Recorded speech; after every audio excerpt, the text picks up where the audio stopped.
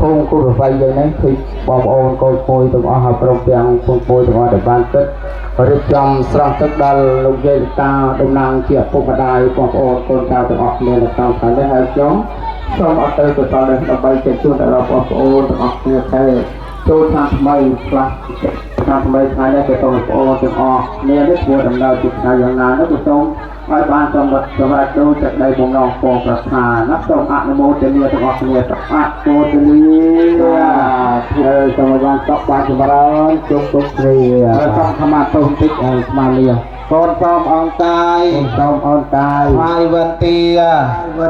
បងគុំសំលាគុំសំលាអូផ្សេងដែលកូនខុសហើយ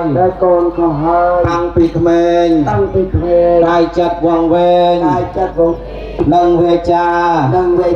សំដីធន់ស្រាលកូនពុំបានដឹងតបតមិនរឹងតែងឆ្លើយឆ្លងឯកាយទៀតសោតរាល់កន្លង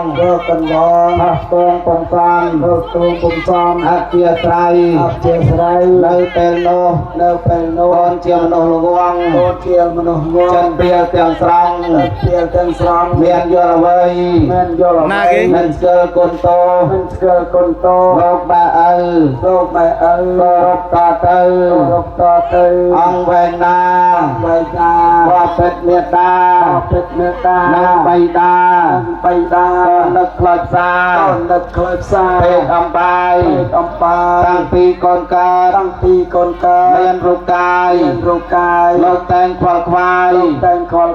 ថែរក្សាអស់លោកម្ចាស់ថ្លៃ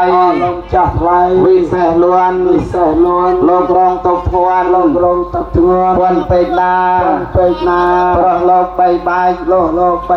ចាប់ស្ងួនគ្នាពុំអាចបរនីឲ្យអស់បានហេតុនេះកូនសបងអញ្ជលីលើកហាត់ទាំងពីរបានទន់ប្រានបងគុំបាទា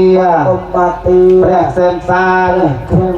រុខុសប៉ុន្មានសូមប្រណីសូមអនុមោទនីបាទដែលយើងសូមចាក់ទឹកបាទជូនលោកអ្នកមានគុណបាទយាយតាបាទទៅហើយទៅខាងក្រោយបាទហើយសូមឲ្យកូនចៅយើងយកខ្លួនឯងសិនណាតោះសិន